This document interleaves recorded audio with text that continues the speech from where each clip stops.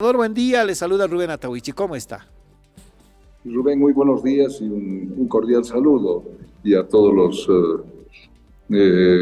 oyentes de su programa. Muy Sen- buenos días. Buen día, senador. ¿Qué le ha motivado, aparte de la bancada del Movimiento al Socialismo, tramitar ya el inicio de un juicio de responsabilidades contra tres magistrados del Tribunal Constitucional Plurinacional? Por favor. Rubén, creo que es ampliamente sabido que el pueblo de Bolivia lo que desea es ciertamente elegir sus autoridades jerárquicas del órgano judicial y del Tribunal Constitucional. Primero porque estas autoridades ya han cumplido o ya están a punto de cumplir su mandato de 6 años, conforme establece el artículo 183 de la Constitución Política del Estado.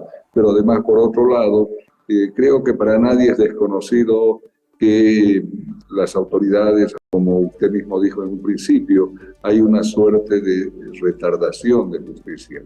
Ellos, la comisión, hay que aclarar que el juicio de responsabilidades se ha interpuesto en contra de los 3 miembros de la Comisión de Admisión del Tribunal Constitucional, vale decir, del magistrado Iván Espada, la magistrada Karen Gallardo y la magistrada Georgina Musquíbar.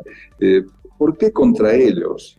Porque algo que siempre hemos reclamado los bolivianos es la falta de celeridad en la tramitación de las causas comunes, ordinarias, como se llamen, porque este es un caso especial. Y recordará que nuestros amables oyentes que el 25 de abril de este año fue precisamente la fecha en que el diputado de oposición de Creemos, el señor Leonardo Ayala, interpuso una acción de inconstitucionalidad abstracta en contra de la resolución de asamblea por la que se convocó a elecciones judiciales. De manera, me parece rara, de una manera media rara, aunque en los hechos esa debería ser la normalidad de los casos. El Tribunal Constitucional en su sala de admisiones, recibida la causa, la acción de inconstitucionalidad, en un tiempo récord. Récord digo porque esa no es la celeridad con la que actúan normalmente en todos los casos. En 24 horas dictaron el auto de admisión de esta acción de inconstitucionalidad. Normalmente en otros casos tardan meses, semanas, y bueno, por eso me parece extraño que en 24 horas hayan aceptado. Segundo, también otra cosa que llama poderosamente la atención es que esa agilidad con la que admitieron ellos tiene que ver también con que se aplicó una medida precautoria o cautelar de suspensión del proceso ya de preselección de candidatos, de los 96 candidatos que deben terciar en las elecciones judiciales. Entonces, miren, un plazo récord, ellos han admitido esta acción de inconstitucionalidad. Y en forma rápida también, prácticamente el día 28 de abril, notificaron a la autoridad cuya institución emitió el fallo o la resolución judicial o administrativa que ha motivado la interposición de esta acción de inconstitucionalidad. Nos referimos al vicepresidente del Estado, David Choquehuanca, que es a su vez presidente nato de la Asamblea Legislativa Plurinacional. Entonces, él ha sido notificado y entonces él tenía 15 días para emitir su informe y sus alegatos, si es que consideraba que esta acción de inconstitucionalidad era injusta, ilegal, etcétera, etcétera. Primera cosa que hay que advertir es que el presidente nato del Congreso, que podía, si tenía intencionalidad de que las elecciones se materialicen como se tenía previsto, no esperar el último minuto del día 15, es decir, del último día, para hacer llegar su informe y conclusiones. Ese es un primer tema que el pueblo de Bolivia tiene que saber. Porque si él habría tenido compromiso con el pueblo de Bolivia, me refiero al vicepresidente David Choquehuanca, en todo caso, y compromiso con las elecciones judiciales, él pudo haber evacuado o remitido el informe, que si bien es cierto la ley le otorga 15 días, pero pudo haberlo hecho al tercer, al cuarto, al quinto día, por último al 10º día, para ir ganando tiempo, cosa que no ocurrió. La segunda cosa, el día 17 de mayo, hace llegar el vicepresidente David Choquehuanca y presidente nato de la Asamblea su informe y sus alegatos como corresponde. La ley, es decir, el Código de Procedimiento Constitucional en su artículo 76, le compele, le obliga al Tribunal Constitucional, en este caso a la Sala de Admisiones, a sortear en forma inmediata, una vez recibido este informe al que anteriormente hice referencia. Para los abogados, ¿qué significa esto, Rubén? Significa, y para el pueblo de Bolivia, significa cuando dice de inmediatamente, dice dentro de las siguientes 24 horas. Lo que quiere decir que si fue recibido este informe proveniente del presidente de la Asamblea, el vicepresidente David Choquehuanca, la comisión de admisión tenía la obligación de sortear el día 18 de mayo, pero eso no ocurrió. La comisión de admisión agarró y se guardó ese expediente, o si se quiere, esa acción de inconstitucionalidad abstracta. Esperaron que pase casi 2 semanas y el 31 de mayo recién sorteado. Entonces, acá se advierte el primer incumplimiento de deberes de ellos de no haber sorteado en forma inmediata. Ellos no solamente incumplieron de deberes, y su incumplimiento de deberes no solamente se patentiza por no haber sorteado en forma inmediata la causa, sino más bien porque con ello han causado y están causando un daño irreparable a la población boliviana, a la colectividad boliviana. Así es. Ahora bien, el segundo tema que hay que destacar, o el tercer tema, es que una vez sorteado, efectivamente el Pleno del Tribunal Constitucional tiene 45 días para dictar la sentencia constitucional, resolviendo este caso. Pero además hay que hacer notar algo, que esta acción de inconstitucionalidad abstracta fue planteada en la forma. ¿Qué quiere decir eso?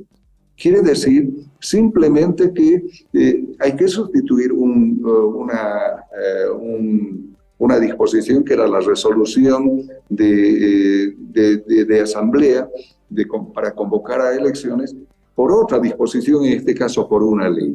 Sin entrar al fondo, sin entrar a ver si es que las otras disposiciones que entrañan esta ley, lógicamente, o esta resolución de asamblea, también tenían grados de inconstitucionalidad, porque ellos no entraron a revisar eso, solamente decir si debería ser por resolución de asamblea o por ley.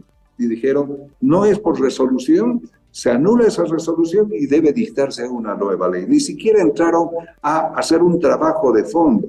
Pero ¿qué pasó? El Tribunal Constitucional esperó que pasen 45 días y el último día, el último minuto del día 45, presentan y dictan la sentencia constitucional 0060. Entonces, el Tribunal Constitucional, si tenía compromisos con el pueblo de Bolivia y deseaba que las elecciones se lleven adelante, podía haber dictado la sentencia constitucional al día quinto, al día décimo, al día 15 o al 20º día, pero no esperar el día 45. Entonces, hay acciones dilatorias que demuestran que ellos definitivamente han priorizado sus intereses particulares, porque ellos tienen el interés de ir a la reelección, contrario a lo que manda la Constitución Política del Estado. Entonces, estos hechos, de hecho, constituyen una vulneración flagrante de disposiciones constitucionales, pero lo que es peor, una burla al pueblo de Bolivia. Y el pueblo de Bolivia no puede permanentemente, o los intereses del pueblo de Bolivia no pueden ser vulnerados y puedan ser burlados por autoridades que están donde están gracias al voto del pueblo boliviano. Entonces, estas son las razones por las que se interpuso la demanda de juicio de responsabilidades en contra de estas tres autoridades del Tribunal Constitucional. Muy bien, senador. Saludo a mi compañero Antonio D'Alensi, que también quiere hacerle algunas preguntas. Senador, el trámite ya está en curso, ya ha presentado esta parte del movimiento al socialismo la denuncia ante la Cámara de Diputados para su procesamiento. Segundo, ¿con qué elementos usted tiene pruebas fehacientes respecto de estos plazos vencidos en cada uno de los trámites del Tribunal Constitucional Plurinacional? Rubén, claro que sí. Las pruebas están en el mismo expediente, ¿sí? En el mismo expediente en el que sale las fechas de notificación. Por ejemplo, al vicepresidente David Choquehuanca, el día 28, y también consta de cuándo han sido presentados esos informes, el día 17 de mayo, y cuándo ha sido sorteado esa causa para sorteado un magistrado relator para que prepare el proyecto y sea considerado en el pleno del Tribunal Constitucional. Todo está debidamente respaldado y la demanda de juicio de responsabilidad, lógicamente, ha ido acompañada de todas estas pruebas. Le saluda, un placer siempre conversar con usted. Lo escuchaba y conforme más o menos se han ido dando las cosas, y quería preguntarle si este es un caso de simple negligencia, de que nuestra justicia a veces actúa así, siempre actúa así, retardando, atrasándose en las cosas. ¿Hay algún interés particular? Nos decía también, de repente sí quieren repostularse, qué sé yo, pero tal vez habrá otro trasfondo, senador, de repente usted lo ha identificado. ¿Qué nos puede explicar sobre esto? Mire, Antonio, muy buenos días. Ciertamente el juicio de responsabilidades tiene un enfoque absolutamente técnico-jurídico. Un poco se abstrae o se sustrae de lo que es la mirada política, porque acá se está haciendo consideraciones estrictamente técnicas porque se han vulnerado normas constitucionales, pero también se han vulnerado normas del procedimiento constitucional, como acabo de hacer referencia. Lógicamente que una de las razones, y todos lo sabemos eso, es que además, ya lo han dicho, ahí tenemos 3 magistrados, por ejemplo. Tenemos varios magistrados, entre ellos el magistrado Hurtado Zamorano, por ejemplo. Él ya fue en tiempo pasado magistrado del Tribunal Supremo, ahora del Tribunal Constitucional. Y así sucesivamente hay varios otros también que están en la misma línea.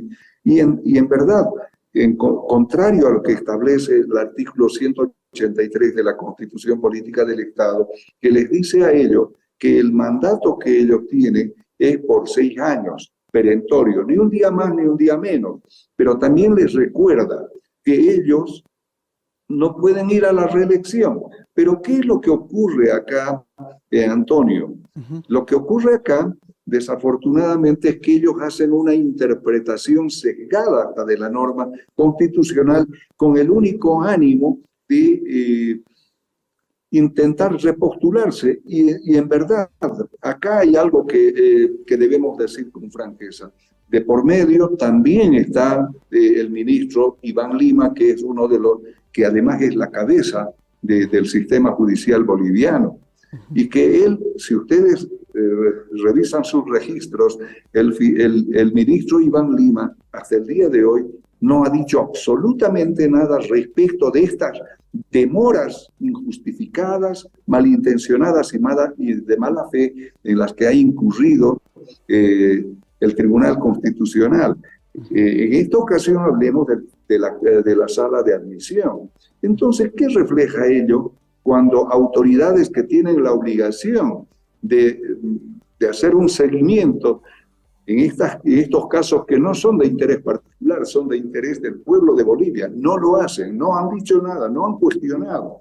La primera autoridad en haber interpuesto un juicio de responsabilidades debió haber sido el ministro de Justicia, a través del Viceministerio de Transparencia Institucional y Lucha contra la Corrupción. Pero ¿dónde están ellos? Entonces, esta situación, lo que sí le hemos escuchado decir al ministro de Justicia, Iván Lima, es que la pelota está en la cancha de la Asamblea Legislativa y que son ellos los que tienen que resolver. Pero seamos sensatos y veamos con claridad y objetividad esta situación. ¿Es posible resolver en 30 días lo que estaba diseñado para 4 meses?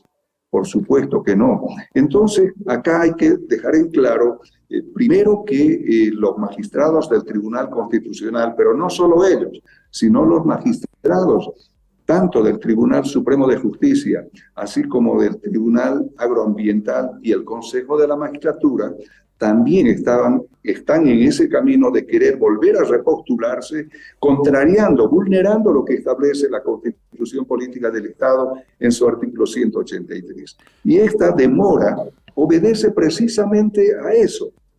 Esta demora obedece al pago de favores. ¿Y en qué consiste este pago de favores? En que, lógicamente, ellos al ampliar porque el objetivo es ese, ampliar su periodo de mandato de funciones más allá de los 6 años, vulnerando la Constitución, pero que además esto serviría ¿para qué?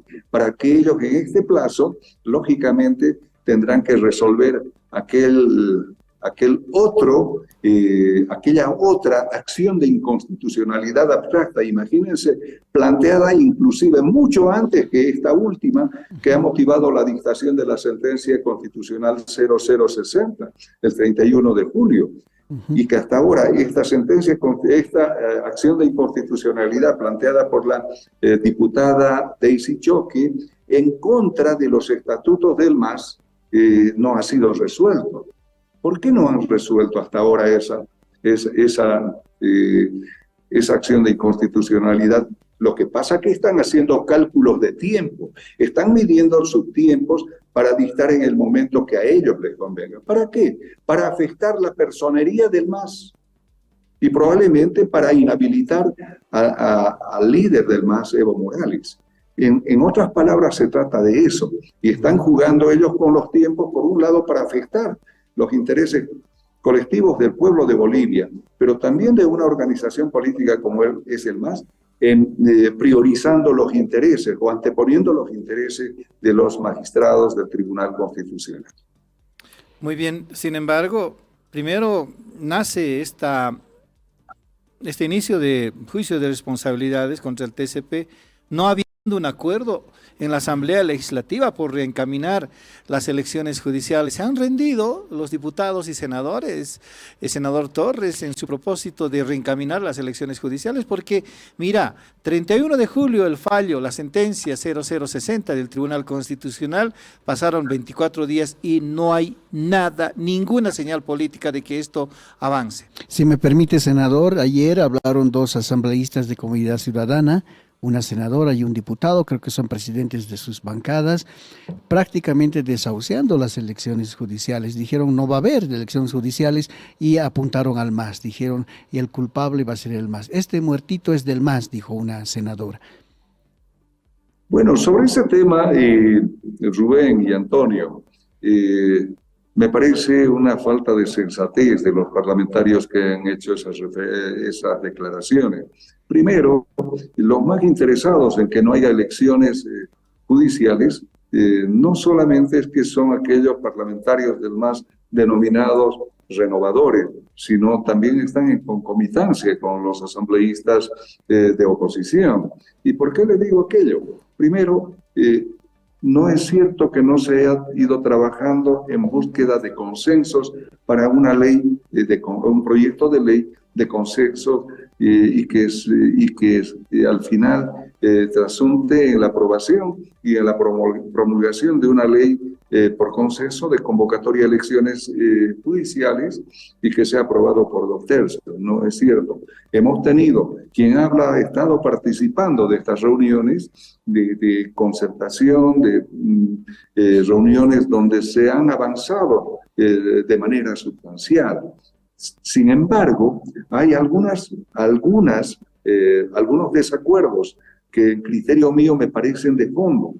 Pero ¿de dónde nacen estos desacuerdos? Nacen precisamente del enfoque que quieren dar los asambleístas de oposición. Y ahí se advierte que son ellos los que no quieren elecciones judiciales. ¿Y de qué se trata? Primero, ellos vulnerando el reglamento interno de la Cámara de Senadores, pretenden que el quórum sea por 2/3 de los senadores presentes, y eso no es posible. El quórum siempre ha sido por mayoría simple. No necesitamos 2/3 para ello, porque tampoco dispone eso la Constitución, la sentencia constitucional 0060 del 31 de julio. Pero ellos, de manera sesgada, con el ánimo de obstaculizar la aprobación de un eventual proyecto de ley de consenso, plantean aquello. La segunda cosa que me parece realmente aberrante es que ¿qué es lo que plantean los asambleístas de oposición? Y cuando digo de oposición estoy hablando de los asambleístas de Comunidad Ciudadana, pero también de CREO. Plantean que debería entenderse como requisito suficiente que el postulante tenga una maestría o 2 maestrías, y este postulante sin examen, sin pruebas, sin entrevista, sin nada, directamente vaya a ser considerado como un precandidato. Y eso no me parece correcto, porque precisamente hemos estado cuestionando el perfil de los actuales magistrados del Tribunal Supremo de Justicia, del Tribunal Agroambiental, el Consejo de la Magistratura y el Tribunal Constitucional.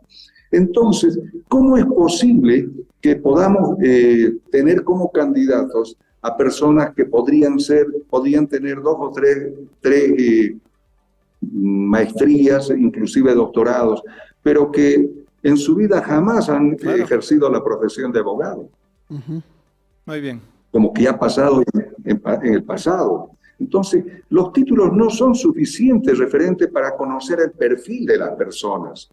Yo he conocido muchos casos de eso. Entonces, este aspecto se les dijo, acá tiene que haber un mecanismo, por lo menos, para saber cuál es el perfil que tiene la persona. El candidato o el precandidato no es suficiente que tenga títulos. Él tiene que tener también integridad ética e integridad moral. ¿Y cómo se sabe aquello? Si no es entrevistando, sabiendo. Imagínense, y esto no es ni por discriminar ni nada, que sea una persona que tenga dificultad de expresión y tengan 3 títulos de maestría y 1 de doctorado. Muy bien. Por ello le tengamos que habilitar. Muy bien, senador. Perdón, Rubén. Esas son las causas que han dificultado la aprobación de un proyecto de ley por consenso y 2/3.